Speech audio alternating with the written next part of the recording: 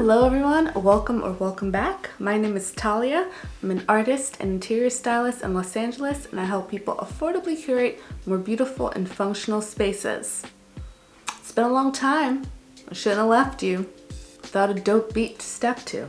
So it has been quite a while since I posted my last video. I think it's coming up on a month, and I really need to take down my YouTube channel banner that says new videos most Wednesdays. I changed it from Wednesdays to most Wednesdays, and even that's a lie. But really, it is my intention to be more consistent with uploading on this channel, and I want to thank all of you who have subscribed to the channel since the posting of my last video to the posting of this video. We've crossed the 500 subscriber count. We're halfway to a grand. So this is going to be a little bit of a chatty video. I want to explain to you briefly where I've been in the last few weeks. I want to show you some new stuff, new decor items that I've got in my apartment, and tell you a very funny story about someone that I met at Target recently, and give you some thoughts about things I'm gonna be having coming up on my channel. I would love also to get your input for things that you would like to see on the channel, so do be sure to leave those down below.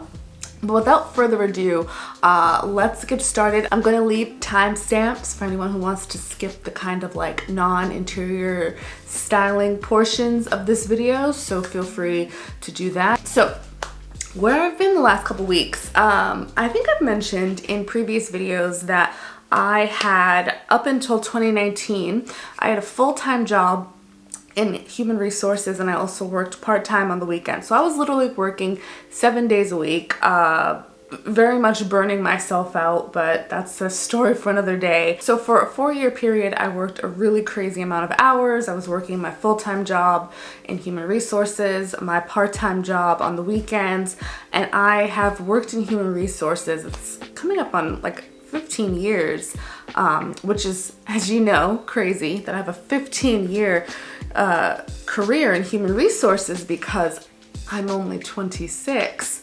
But in 2019, I really kind of got to the point where I was like, I need to get out of this environment. I need to get out of this experience. I was literally like miserable, and that misery was physically affecting me. It was affecting my mental health. It was affecting my physical health.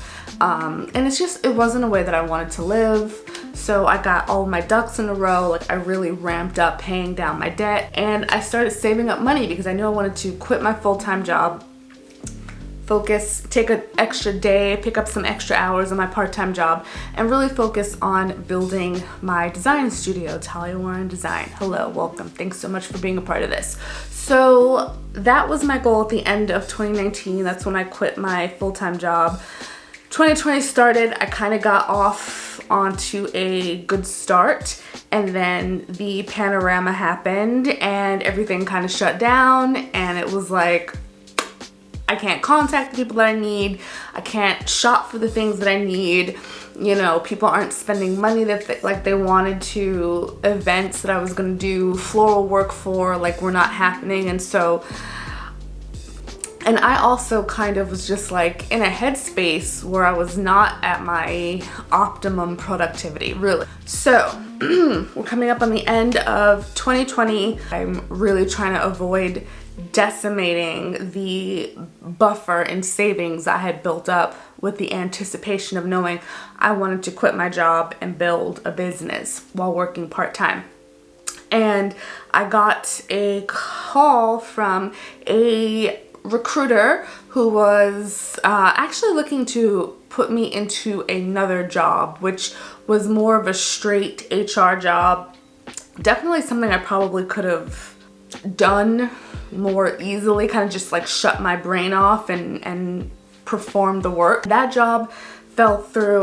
They actually thought I was had too much experience, which generally just means we don't want to pay you as much money as you're worth, which is fine. Everybody has a budget. But I had a really good rapport with this recruiter. She could tell that I was a strong candidate. I'm sure she's not a fan of me now. She kind of sent me out for a couple of other jobs, and then I got an opportunity for this one position, and I was immediately drawn to it because it wasn't a specifically HR job. So it was on the engagement, global engagement team, and they were looking for someone who was going to come in and do a lot of writing to work with all the different HR business leaders, or what do they call it? Centers of excellence at this company. I got this job that technically I really feel like I wasn't exactly qualified for, but the manager, the hiring manager that I met with, who's my supervisor at this company, this guy was such the nicest guy. I liked working with him so much. I learned so much from him in 3 weeks. We got like my first 40 hours of working at this place, like 25 hours of it were meetings and me just getting to meet different HR shareholders, but like 10 of those hours were just me and him talking about everything, about art, about animals, about health and mental health, and about freaking living in Los Angeles, about politics. Like, when I was contacted for this job, it was a contract role, and now that I'm getting into it, this person who I like very much, who I respect very much, who I want, you know, I want this person to have a person in this role who's gonna knock it out of the park. And I know I'm not that person, and I know that I can suffer out through this temp gig, but I don't want to go full time. And now I'm gonna have wasted your time and my time, and it's really at this point giving me anxiety. Like, I'm feeling uncomfortable, feeling like I can't do the job. Like, it was just misery, 3 weeks of misery. And it was weird because everybody that I encountered at this place was just like the most enthusiastic, nicest, just like super excited and engaged person. And I was like, you guys need to find someone who can, number one, do this job, which after talking to my supervisor, when I was letting him know like I'm not gonna be able to go on, he was like, this is probably not a job for one person. TLDR, I picked up a contracting gig that took up a lot of my time, but also mental time and mental energy. I'm really grateful and blessed to be able to be in a position to like give myself the freedom to try, really, and to have like a little bit of savings and some, you know, and family to fall back on, although I don't really have that rich of a family or that much savings, so I better figure it out quick. But just, you know, I listen to a lot of like girl boss entrepreneur podcasts, and one of the ones I listened to is Lori Harder. What is her podcast called? I just know her name. Oh, Earn Your Happy. Okay, so I wish I can find the first episode of her podcast that I listened to. I just remember stopping and like kind of turning around and looking around like, is this woman in my house? Like, is she looking at me? Like, is she talking directly to me? Because she was talking about just like that feeling that you get in the pit of your stomach, like that anxiety, that misery, that like depression that you get when you feel like you are being called to do something and you're not doing it. And I have always, for the entire 15 years that I've worked in human resources, I have always felt like I've been called to do something creative. I've been called to work with my hands. I've been called to build something, not necessarily to be like an entrepreneur. Like, kind of starting a business is kind of like, I don't necessarily want to do this. I want to do the creative part. I want to do the styling. I want to do the work. But like, if I have to do the businessy side to be able to do the work that I'm feeling called to do, I have to do that. And so right now I'm back in a space where I am giving myself the space and time to do what I need to do. I'm looking forward to being more consistent. I'm looking forward to building more of the products and services that I'm going to be offering, that I currently offer, that I want to offer, that I'm in developments of offering through Talia Warren Design. I'm looking forward to getting back in the studio and creating some freaking pieces to get up for sale. Like, I have not had a piece come out of the kiln in like 3 months. Like, what? So now we've got all of the life updates out of the way. Let's get into what you've come for, yes? Interior styling, decor, all the things. Okay, anyway, so the first major thing that I want to talk about in my apartment is a new and it is a new washing machine. Yes, friends, that's right. I live in a 500 square foot studio apartment and I have not one, but two washing machines in my house. It's definitely overkill. Nobody needs two washing machines. And how I come to have two washing machines is that I had an older version and I upgraded with the expectation that I was going to be living la vida luxury with my new washing machine. And as it turns out,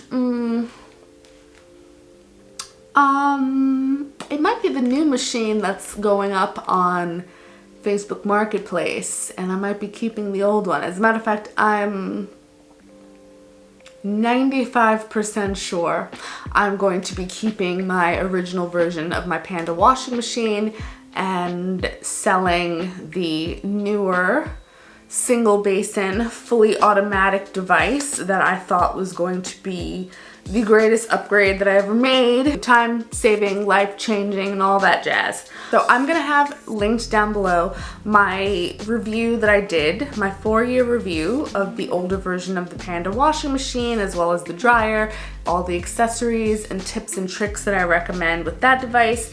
And coming up in the next week, I'm gonna have a comparison between the old version of the washing machine and the new version of the washing machine, just talk about some of my pros and cons and why I'm thinking of getting rid of the new device and keeping the old device. Obviously, all of the tips and tricks that I have for my old machine, those are 4 years in the making of that knowledge and experience, and now the new machine I've only had for, it's less than a month at this point. So there's obviously some things already that I know off the bat that I don't like, but there are some things that I'm hoping that, you know, maybe I could fix and I can work with. It doesn't really make sense, you know, to buy a new device and then end up keeping the old device. At some point, right, old appliances are gonna need to be replaced.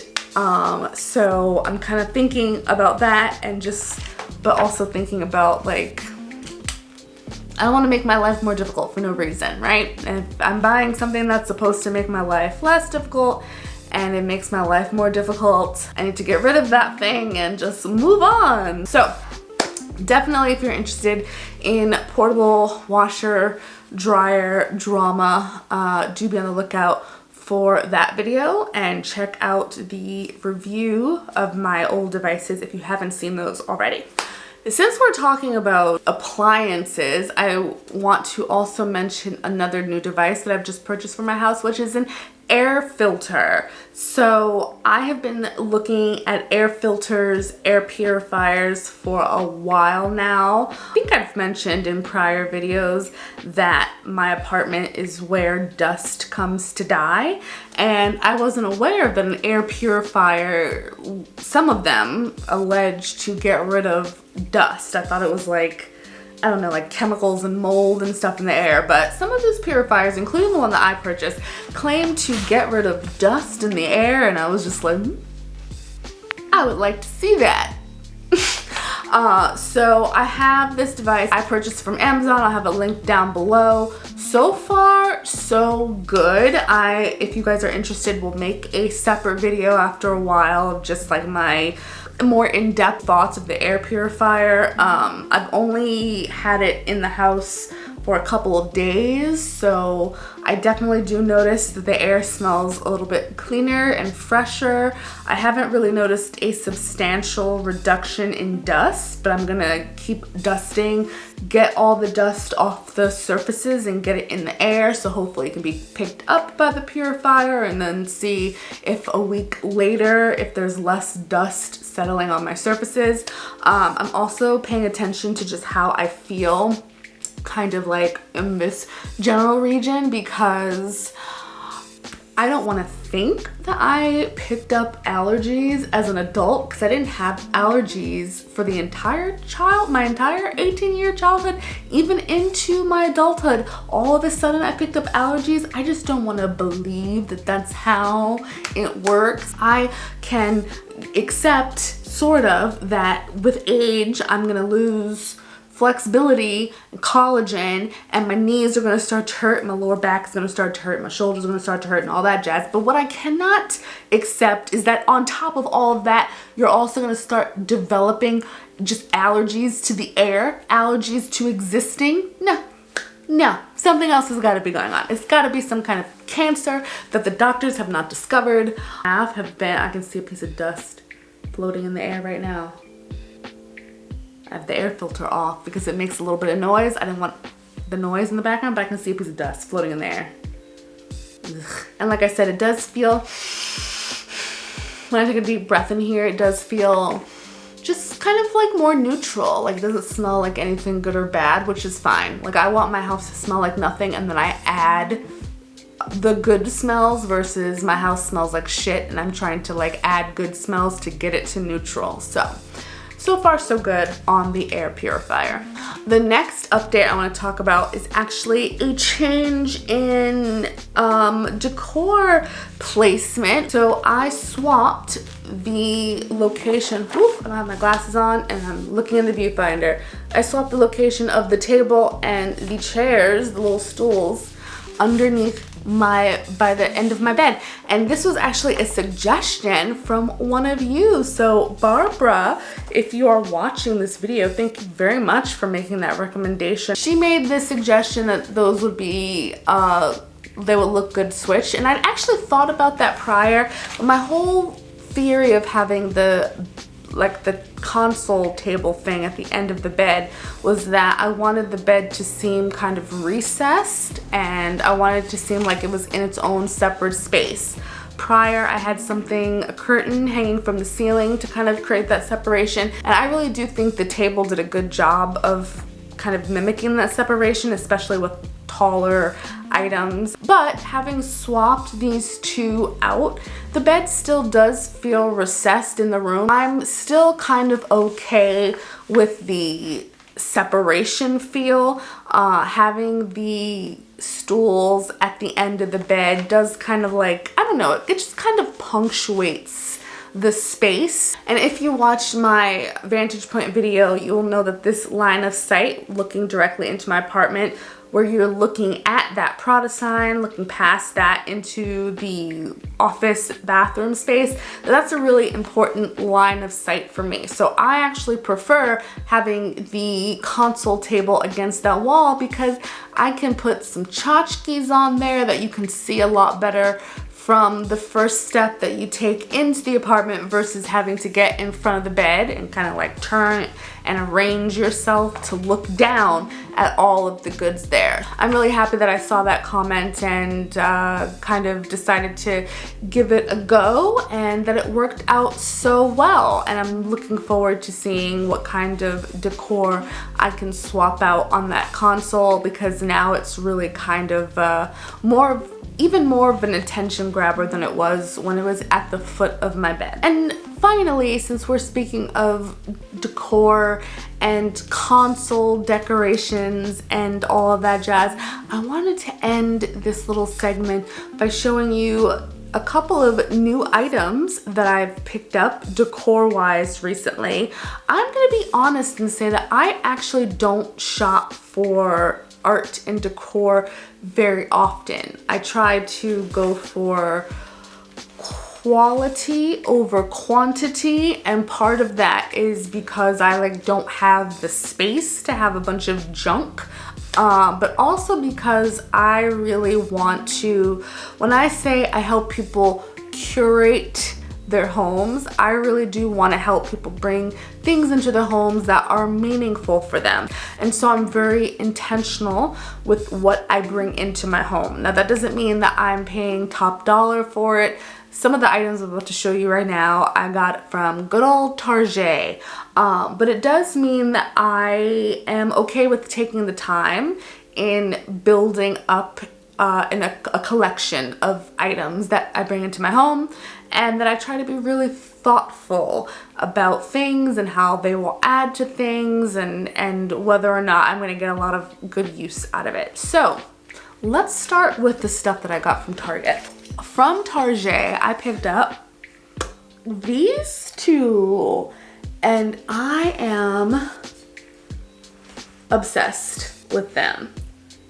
So this one was 20 bucks, the smaller one, and this larger one was 30 bucks. I think I did my 2021 planned updates video, and after I filmed that video, I was like, why didn't I mention wanting to get stuff to fill the top row of my Calyx up there, because I've kind of been going back and forth at the end of the day trying to decide what I want in those top row of shelves as well as on top of the bookcase. I don't know if I want to have stuff kind of alternating on both, in some of the cubes, in nothing, kind of just letting the sun shine in. Right now, my natural like desire for like more kind of doesn't let me settle on having nothing in a space. Like, I don't think there's a wall in my house that doesn't have art on it. So why would I settle with the surface? The next item I want to mention that is a new in piece of decor is, oof, this guy. Hello. Say hello. Isn't he awesome? This guy I got from a shop in Malibu? Palisades? Pacific Palisades? I don't know. It's called Yama Puma Shops. I'll have everything linked down below. But I saw them on Instagram, and I went to their Instagram page, and then I went to their store page, and I was just scrolling around, and I saw that they had these statues, these beaded statues, and I was like, oh my gosh, I need to go take a look at these in person. I got there and I completely forgot about this guy. I really don't like a pushy salesperson. Like, I really don't like a pushy salesperson. And I was the only person shopping in the store this day, and there were like 3 pushy salespeople in the store, and I was just like, please leave me alone. Let me walk around, for the love of God. Anyway, I completely, because of the pushiness of these people, completely forgot what I'd even come to the store for. I was looking at rugs, and I was actually about to leave when I turned around and saw this guy and one of his brethren on a little table, and I picked him up, and I was like, oh, I can't leave him behind now. He's super heavy. It's like clay with like these beads on it. This is from Cameroon, and I don't know. I love it. I love the look of the eyes, the color of the eyes, and even the color of the back of the head. Even though this blue and gold, this is a Bruin colors, and this is a Trojan house, but I will admit that blue and gold is a good color combination. Like, I'll give them that. So yeah, this is probably one of the most expensive pieces that I've added to my collection, but like, I just love it. I love the way it looks, and I love heads. Like, I don't know. I have a lot of like, I have like a lot of art that's like busts or like sculptural heads, and like, I don't know, like even a lot of the stuff that I create, like this guy. This is one of the pieces I made, and it's like it's like a head, it's a head shape, right? And then other stuff that I make, I purposely don't make the heads. So I don't know. I'm not really sure what's the thing there. So okay, so before we go, I have one last little story. This is kind of funny. This kind of ties in, at least in my opinion, to some of the things that I was talking about earlier, just about, well, I don't know. Anyway, you told me. So I was in Target. As I mentioned, I might have a problem with going to the Target. I'm walking toward the Studio McGee section, and I turn in and I look and I see the back of someone's head. And it's a guy, he has on a hoodie, he has on a sweatshirt, like a hat, and I can only see the back of him. And I just looked at him and I was like, wouldn't that be funny if that was Drew from the Lone Fox? And he turned around and it was Drew from the Lone Fox. And I was just like, oh my God, I love your channel. And he was like, thank you. First of all, he was so super nice. Obviously, this is panorama time. He had his mask on. He was wearing his mask appropriately. We were still able to remain social distance, and I didn't want to be like on top of him because we're in the middle of a Panasonic, but he was like, oh, let me show you something. I'm thinking about buying this. So I got the heads up on one of the items that Drew is going to be featuring in his apartment very soon. He was super nice. He was very engaging. I got to tell him about my favorite, you can't see it in the video, but I got to tell him about my Tarva, which is my favorite IKEA upcycle, which was inspired by his video, which I will have linked down below. And I was like, I used the same wallpaper and the same paint color, and it's one of the best things that I have in my apartment, one of the nicest looking things. So keep doing what you're doing. You're super inspiring. And I didn't tell him that I have started a YouTube channel or that I am also an interior stylist, that I'm doing anything like this, but just having met him was super, like, I don't believe in coincidences. Like, I very rarely think that things are coincidences. I think things happen for a reason. And I was on the verge of like realizing like, oh wow, this gig that I'm in is really not gonna work. Really kind of coming back to the thought in my mind that like, that you really want to give yourself the opportunity to, make this business for yourself, make this creative business for yourself. And I'm really glad that I got to meet him, and he was very like nice and like outwardly engaging, not just like passively nice, but like I was walking away from him just after I said I'm a huge fan, and he was like, no, come back, let's talk decor. And I have such a huge amount of respect for him, and I just feel super jazzed to have met him as I'm getting into the process of really like focusing on like, okay, I'm gonna be building this channel, I'm gonna be building my online persona to support these creative endeavors, because he's made a business from that, and it's very encouraging. And there was nothing that would have made me think, oh, I wonder if that's Drew from Lone Fox, and then have it turn out to actually be him. But I just think that was like such, I'm taking it as an omen for my channel.